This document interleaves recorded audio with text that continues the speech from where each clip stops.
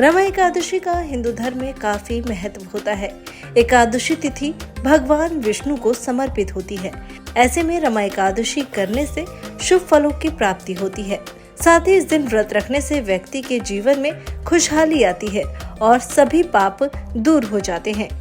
मान्यता है कि इस व्रत के पुण्य प्रताप से घर परिवार के सभी लोगों के दुख तकलीफ मिट जाते हैं। वहीं इस साल रमा एकादशी का व्रत 28 अक्टूबर को रखा जाएगा।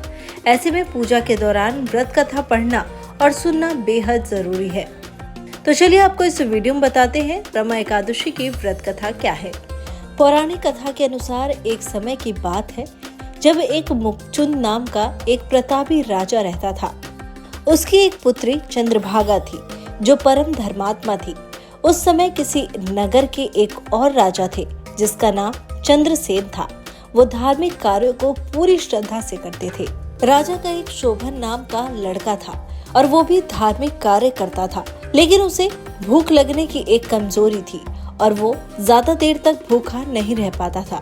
बस यही वजह थी कि वो कभी भी किसी पर्व या एकादशी व्रत नहीं रख पाता था। एक बार दोनों प्रतापी राजा का मिलन हुआ और उन दोनों ने अपनी बेटी चंद्रभागा और बेटे शोभन का रिश्ता तय कर दिया था। इसके बाद दोनों का विवाह भी हुआ। विवाह के बाद कार्तिक के महीने में एक समय ऐसा आया जब शोभन अपनी पत्नी के साथ अपने ससुराल रहने के लिए गया। इसके अगले ही दिन रमा एकादशी का व्रत था। इसके बारे में उसकी पत्नी यानी कि चंद्रभागा ने उसे बताते हुए व्रत रखने के लिए कहा था।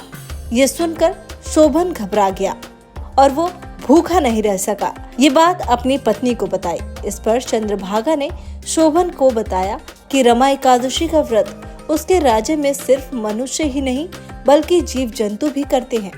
ये सुनने के बाद शोभन ने भी समस्त राज्य के साथ रमा एकादशी का व्रत रखा। हालांकि शोभन को भूखे रहने की आदत नहीं थी, तो व्रत पारण करने से पहले ही उसकी मृत्यु हो गई। लेकिन उसकी पत्नी चंद्रभागा ने अपना व्रत नहीं तोड़ा। चंद्रभागा ने अखंड निर्णय लिया कि रमा एकादशी के व्रत से ही वो भगवान विष्णु और माँ लक्ष्मी को प्रसन्न करेगी। इसके साथ ही अपने पति शोभन को वापस प्राप्त करेगी। और ऐसा हुआ भी। कुछ सालों के बाद रमा एकादशी के अखंड व्रत से प्रसन्न होकर माता लक्ष्मी और भगवान विष्णु ने चंद्रभागा को दर्शन दिए। इसके अलावा उन्होंने शोभन को नए जन्म के रूप में चंद्रभागा को फिर से लौटा दिया। इस प्रकार चंद्रभागा को रमा एकादशी के पुण्य प्रताप से पति के पुनः जीवित होने का वरदान मिल गया। उम्मीद करती हूँ आपको ये कथा पसंद आई होगी। फिलहाल हमारी इस वीडियो में इतना ही। वीडियो को लाइक, शेयर एंड चैनल को सब्सक्राइब करना ना भूलें।